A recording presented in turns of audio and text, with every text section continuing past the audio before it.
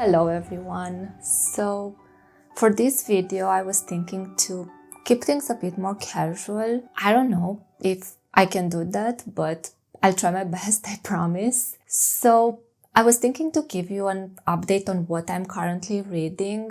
I'm not entirely sure if this qualifies as a reading vlog. I'm still trying to get the hang of that, but let's see how it feels by the end of the video. And besides the reading update, let's call it that, I'd like to also show you the books that I have in my little home library. It's a really small library that I have at home, but I actually want to show you the books that I haven't read yet and that are patiently waiting for me to pick them up. As you can see, I really like to keep them next to my bedside, so they can haunt my dreams. Read me, read me, read me. But jokes aside, I find it pretty difficult sometimes to choose my next read because I'm a mood reader and I often think about reading a book and end up picking another. I do have quite a few unread books right now, but I usually try to keep that number not too high while I still have some pretty decent options to choose from. In general, I buy my books when they are on sale or when I find something hard to get that I have been looking for a long time. In fact, this is the case with what I'm currently reading. I found it in a bookstore a few weekends ago. I've been meaning to read it for quite a while now, so I bought it and I think I started reading it around a week ago or so. It's Paradise Lost by John Milton. My copy has both Paradise Lost and Paradise Regained, one after the other. As you can see, I'm not that advanced with my reading. I think I've read 1/3 of Paradise Lost, which is the longest. It has around 300 pages, and then Paradise Regained has 60 pages or so. So it's much shorter. I was pretty scared to start reading this. It's actually my first epic poem and I'm not familiar at all with the style. Then it's also in English, which is not my native language. And that wouldn't be such a big problem, but this is an older English written as a super formal and flowery speech. So I have to first deal with all the thou and thy and over plus other words that are not spelled or used like this anymore. And then with all the terms and phrases that might have a different meaning or new ones today. All of them are put in this lyrical form that makes it much more difficult to understand the intended context. So yeah, it's definitely a challenging read for me. But hey, at least I have years of watching Supernatural behind me. So when a name like Ezekiel comes up, I can say, yep, I know that one. Again, jokes aside, I'm not exactly sure when I'm gonna finish this. I'm really trying to take my time with it and I want to make sure I understand it. So I also try to write in my reading journal some of my thoughts on this after I finish each book or chapter. I mean, here they are called books. Paradise Lost has 12 books and Paradise Regained 4. Regarding Paradise Lost, this is a retelling / reimagination of the book of Genesis from the Bible. It tells the story of the fall of man from paradise after the fallen angel traveled to the Garden of Eden where Adam and Eve, the parents of the human race, were supposedly living, and he tricked them into disobeying God and eating the forbidden fruit from the tree of knowledge. This is a story that Christians all over the world are told from a young age. It's like an origin story, if you will, and I have to admit I'm kind of intrigued by the philosophy behind it, which says a lot more about mankind if we read between the lines. But what I actually find fascinating when it comes to Milton is that his works were influenced by the politics of 17th century England during his lifetime. And I like these stories because they are as relevant today as they were several centuries ago. This copy that I have has an introduction to the poems themselves, offering a bit of information about Milton and the times he lived in. He lived during a great political conflict in England between the Royalists, those who were supporters of King Charles I, and the Roundheads, those who were supporting the Parliament, and respectively Oliver Cromwell, who was a member of the Parliament and the leader of its army. The conflict escalated into a civil war that lasted 9 years and eventually led to the execution of the king. During his reign, King Charles I had unpopular politics that fueled the anger and bitterness of the people. While England was a Puritan Protestant country, he associated himself with the Catholic Church, and he believed in his divine birthright as a monarch that would allow him to act as he felt his superior power entitled him to. Milton was a Roundhead, and most of his writing was propaganda against the monarchy and King Charles I himself. In Paradise Lost, he sees the king as Satan. He talks about his monarchical pride and his consciousness of highest worth. And then he sees Cromwell as the Messiah who will save the fallen nation from the king's evil doing. Religion dictating politics. Not familiar at all. As I said, I haven't read that much of the poem yet, but these first 100 pages already give me some ideas for discussion, like division and both-sidism, the dangers that come with that, about free will and the constant fight between good and evil. I think I will wait and see what my final thoughts are after I finish it. Okay, so this is my reading update so far. I'm actually preparing to leave for my parents. We have a long weekend here because it's Easter. No, I did not plan to be reading Paradise Lost right now, but it truly is an interesting coincidence. I will check in with you in a couple of days to show you the books behind me as promised, and hopefully I will be able to give you another reading update. So I guess I'll see you soon.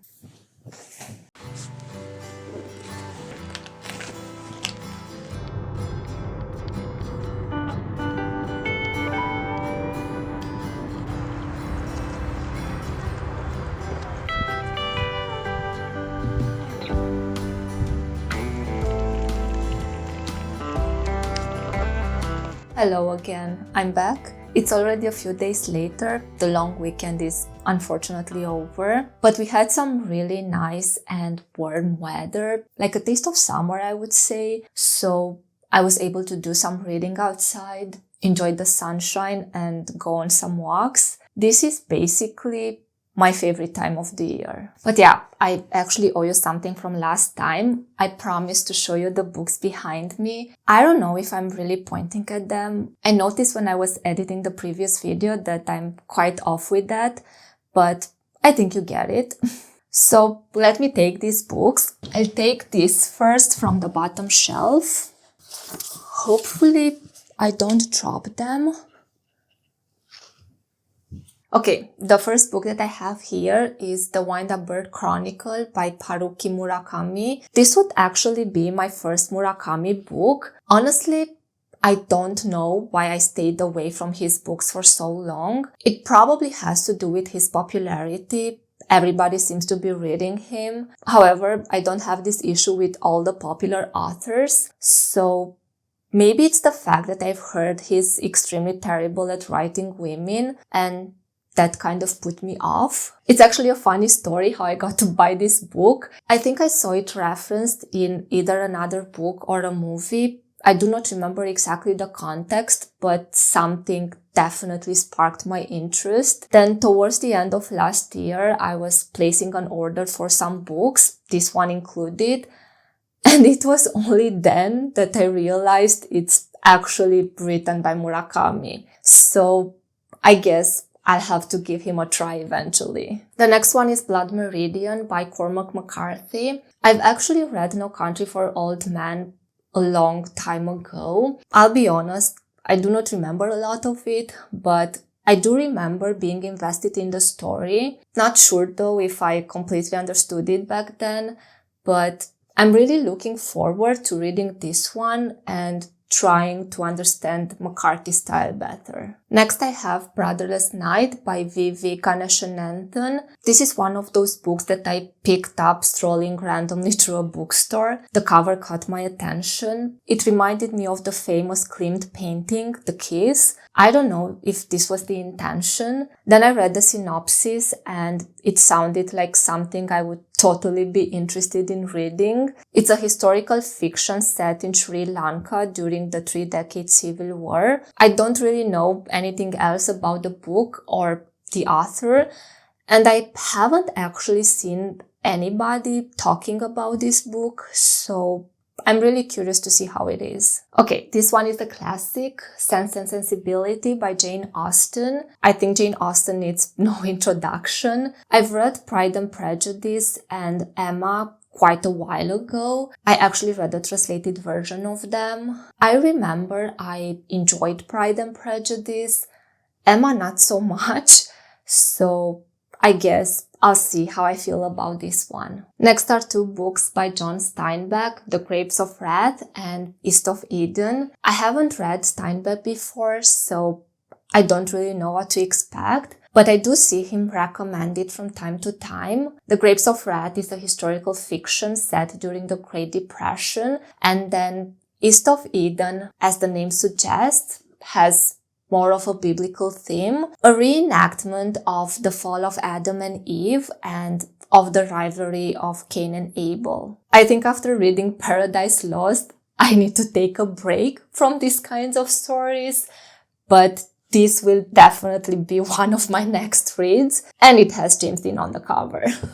Now, give me a classic dystopia and I will most probably be interested in reading it. So here I have Brave New World by Aldous Huxley. I'm really curious to see how he imagined a possible future society and if I find any resemblance to our present world. These books usually become pretty prophetic. And the last book that I have in this stack is The Bell Jar by Sylvia Plath. I also had this one on my wishlist for quite a while. And similarly to Paradise Lost, I found it in a bookstore a few weekends ago. It had a really good price, so I did not think twice before I bought it. It's quite short, so I'm really thinking about starting this after I finish Paradise Lost, but let's see if I change my mind in the meantime. Okay, let's put this back now. I will take those from the top shelf.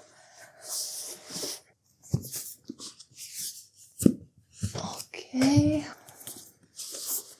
there are quite a few. Right. I'll start with this one, which is an English copy of Pride and Prejudice by Jane Austen. I do want to reread it at some point, and I found this edition, which is extremely suggestive of the theme itself. Next, I have a non-fiction book, The Stress of Life by Hans Selye. I have to admit I feel a bit overwhelmed by this book. I'm expecting it to be more of a scientific paper, and I think it also scares me because I know how bad the effects of stress can be on our mental and physical health, but I'm really interested in the subject and I want to see what I can learn about it. This is a Victorian classic, Far from the Madding Crowd by Thomas Hardy. I'm sure I will have a lot to say after I read this. The Bronte sisters really got me engaged in the Victorian era last year, so I'm expecting this one to do the same. The Last Letter by Rebecca Yarros is categorized as romance. Rebecca Yarros is the author of the famous romanticists Fourth Wing, Iron Flame, and Onyx Storm. I have not read any of these, but I did read another book of hers, The Things We Leave Unfinished. It's a historical fiction with a romance subplot, and I really enjoyed that one, so I hope I will enjoy this one as well. Okay, next is Remarkably Bright Creatures by Shelby Van Pelt. Based on the synopsis, I'm expecting this to be a charming and heartwarming story about a woman who develops a friendship with a giant octopus. I'm keeping this one for when I'm in the mood for something light and cheerful. As for the next book, I'm expecting it to be quite the opposite. If We Were Villains by Emil Riop, a dark academia book. This seems to have the same premise as The Secret History by Donna Tartt, but instead of ancient Greek, here the characters study Shakespeare. Sign me up, please. This book is by a French author, Valérie Perron. I'm pretty sure I did not say it right. I have a translation of it in Romanian. The title is Tree as in the number. Earlier this year, I read another book from her, Fresh Water for Flowers. It was such a touching and bittersweet story that shows us how to overcome a life full of loss, suffering, and abandonment, and how to find beauty and peace in the smallest things. From what I can tell, this book is written in the same manner. Another translation here, I think that the English title is The Book of Lost Names by Christine Harmel. It's a historical fiction set during World War II. It's inspired by real events. And here the Book of Lost Names is the place where the true identity of Jewish children was kept after they had to flee to Switzerland with false documents. As Long as the Lemon Trees Grow by Zolfa Katu is a contemporary fiction set at the beginning of the Syrian Revolution in 2011. The events in Syria have been documented for more than a decade in the media, and yet it feels like we haven't really heard the Syrian side of the story. So I'm really looking forward to diving into this, though I know it will be heartbreaking. Next, I have The Dictionary of Lost Words by Pip Williams. It's a historical fiction that shows us how the first Oxford Dictionary was created. It's also a feminist novel. The Dictionary of Lost Words is basically made of all the words that were not recorded in the prestigious Oxford Dictionary, because their meaning related to women's experiences was considered less important than others. Another historical fiction. I do have a thing for historical fiction books. The Lavender Garden by Lucinda Riley is again set during World War II. I've read another book from Lucinda Riley, The Olive Tree, and I'll be honest, it wasn't exactly my cup of tea, but I guess I'll see if I like this one better. Okay, the last books that I have are all non-fiction books. I'll start with When Bread Becomes Air by Paul Kalanithi. This is a neurosurgeon's memoir who, at just 36 years old, went from saving people's lives to fighting for his own. He was diagnosed with stage 4 lung disease and unfortunately passed away while writing this book. The last pages were actually written by his widow. From what I understood, the book goes into a philosophical direction, asking questions like, what makes a life worth living? I'm really intrigued by this. However, I think it will be a huge trigger for my health anxiety. That's probably why it still stands unread on my shelf. Next book is This Is Your Brain on Music by Daniel Levitin. It's about the important role that music has in our lives and why it evokes powerful feelings when we listen to it. It promises to answer questions like when our tastes in music are shaped, or if there is any age limit beyond which our tastes are not changeable anymore. Sounds pretty interesting to me. Here I have 2 books by Daniel Pink, Drive, The Surprising Truth About What Motivates Us, and To Sell is Human, The Surprising Truth About Persuading, Convincing, and Influencing Others. I actually got this as a Christmas present 3 years ago, I think. In fact, they came as a pack together with The Power of Regret, which at that time was on my wish list. The subject of that seemed interesting enough to me, though I'm not quite sure how interested I am in reading this too, but I guess I'll see. And finally, the last book is American Kingpin, The Epic Hunt for the Criminal Mastermind Behind the Silk Road by Nick Bilton. I really had to read this title. Silk Road was a site hosted on the dark web where anybody could trade anything without any government regulation. So I guess you can imagine the type of trades that were happening here. It sounds like a Daredevil plot, but unfortunately, it's for real. Okay, these were all the books. As I said, I have quite a few at the moment. Let me know if you've read any of these and which you would recommend. And now for a short reading update. Let me grab my book.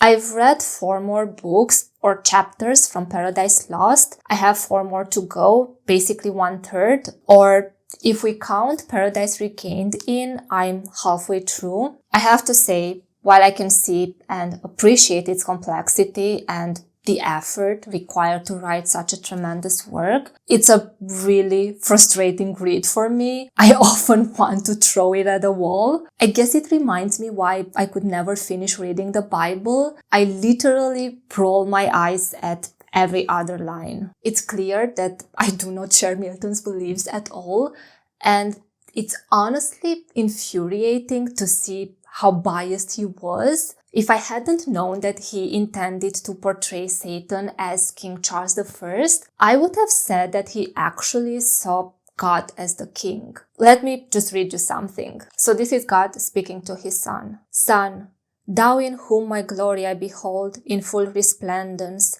heir of all my might, nearly it now concerns us to be sure of our omnipotence, and with what arms we mean to hold what anciently we claim of deity or empire.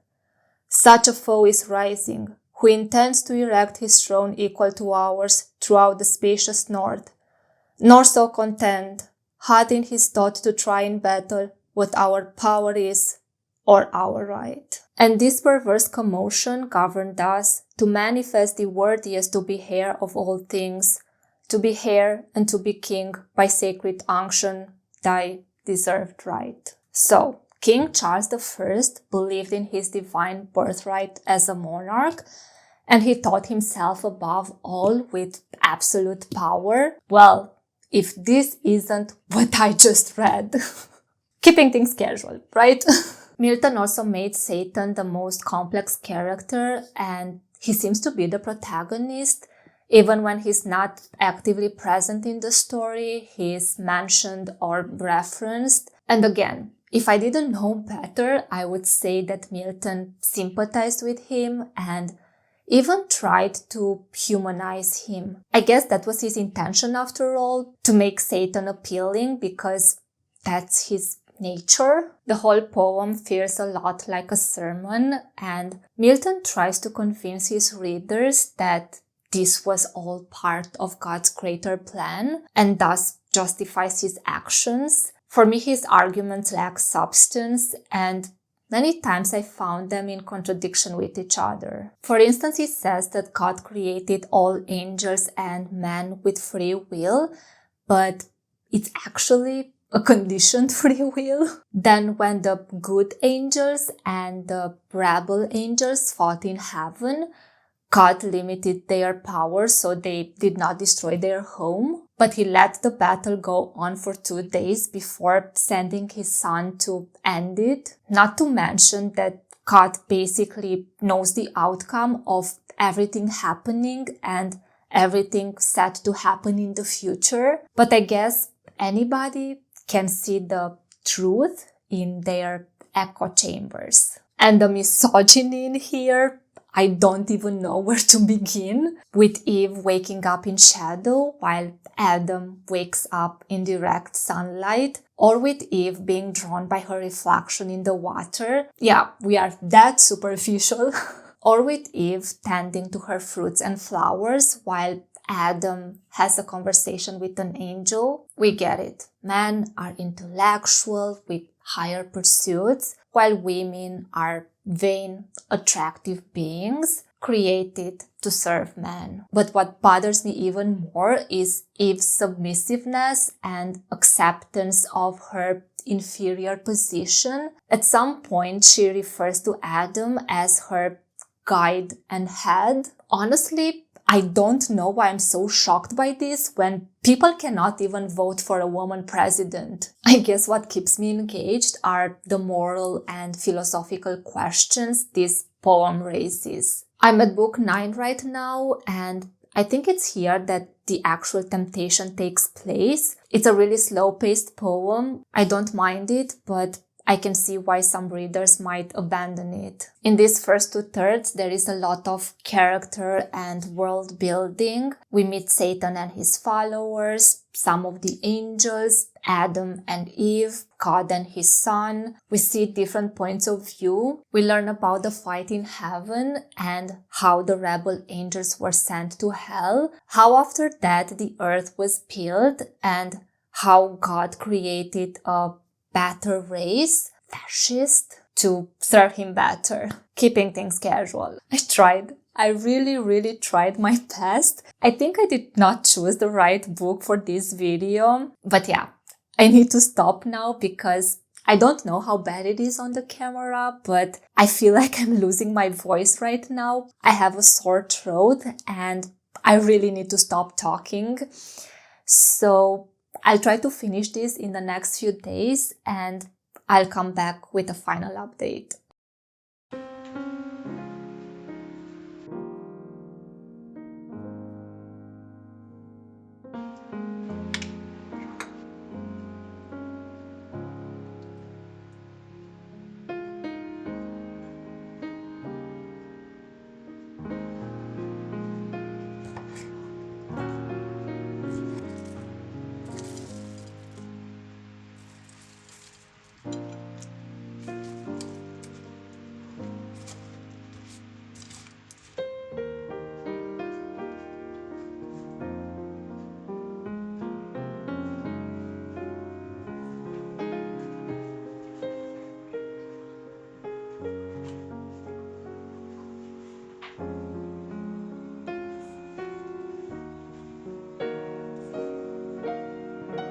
So I finished reading both Paradise Lost and Paradise Regained last night, and I have so many things to say. I don't know what I was thinking when I said this is a good idea to make a reading vlog while reading this 400-year-old poem and add the bookshelf tour on top. I really think I will have to let this sink in for a while. There are a lot of thoughts going through my mind right now. I also took lots of notes and now I have to digest everything. What I want to say is that I'm super proud of myself for finishing this. I guess I'm a vain woman in the end. Damn it, Milton. But jokes aside, this poem is about pride among many other things. And Milton was a proud man. He almost fooled me, I have to admit, but in Paradise Regained, he made it pretty obvious. In short, Paradise Regained is about how Satan, like a true politician, tries to lure Jesus with false promises into worshipping him, but ultimately fails and thus allows Jesus to regain the paradise lost by Adam and Eve. At some point, after offering to Jesus all sorts of things like food, wealth, fame and glory, honor, arms, a kingdom and an empire, he tries one last thing to tempt Jesus with the art and knowledge of the Gentiles, and here specifically he refers to the Romans and Greek. In this way, through the voice of Jesus, Milton dismisses the works of his ancient predecessors like Socrates and Homer. So this is what Jesus tells Satan. Alas, what can they teach and not mislead, ignorant of themselves, of God much more? And how the world began, and how man fell, degraded by himself, on grace depending. Much of the soul they talk, but all awry, and in themselves seek virtue, and to themselves all glory arrogate, to God give none. Rather accuse him under usual names, fortune and fate, as one regardless quite of mortal things, who therefore seeks in this true wisdom, finds her not, or by delusion far worse, her false resemblance only meets an empty cloud. This actually reminded me of the opening of Paradise Lost, where Milton invokes his muse, the Holy Spirit, to help him tell the story of the fall of man. He makes it clear that his muse prefers the upright heart and pure, thus telling us, his readers, that he considers himself worthy of his task. A task that is far above all those of his predecessors, as he pursues things unattempted yet in prose or rhyme. A proud man indeed. His superiority complex is also felt in the way he instructs and warns his readers to repent for their sins and to seek a virtuous life by obeying God. And this seems like such a paradox. My personal theory is that Paradise Lost is Milton's own search for redemption, whether he was conscious of that or not. And I think that he found himself in both Satan and Adam much more than he was aware of. The constant fight between good and evil is more of an inner battle, and we see it often portrayed in Satan, who in the end submits to evil. Milton attempted to write an epic poem, and he succeeded, that's for sure, but when it comes to his repentance and higher virtues, while he surely understood them, I think he was far away from achieving them. And if I were to tell Milton something, is that ignorance is not bliss, as he often preaches, a bit cynical and arrogant, coming from such a knowledgeable person like he was. So this is it for this video. Thanks for watching and listening to me ramble on Milton's works. At least I hope you enjoyed the bookshelf tour. Don't forget to let me know if you've read any of these and which you would recommend. See you next time.